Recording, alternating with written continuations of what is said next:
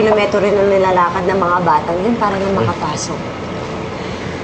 Lagi kasing paalala sa amin ni Padrecito na pagtanda namin, edukasyon lang talaga ang yaman na panghahawakan namin na hindi pwedeng mawala o makuha sa amin.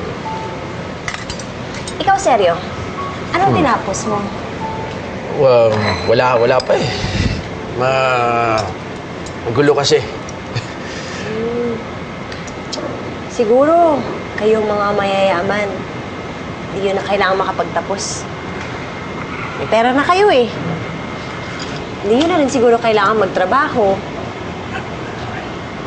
Namumblema pa kaya kayo sa pera?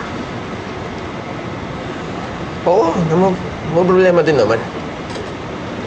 Actually, kung ako lang masusunod, ayoko sana magtrabaho para sa kumpanya ng papa eh. Bakit naman? Gusto ko kasi yung sarili kong negosyo. Yung ako yung magtatayo. Ako yung magpapalago. I want my own identity sana. Hindi yung anak lang ako ng kung sinong mayaman. Tagapagmana lang. Sana. Seryo? Kayang-kaya mo yun? Pwede mo gawin yun sa tingin ko. Hindi, wala pa akong kapital para sa ganun eh. Kaya ko na. Labo. Eh di, ipon ka muna habang nagtatrabaho sa papa mo. Pag may sapat na ipon ka na, pwede mo na gawin yung gusto mo.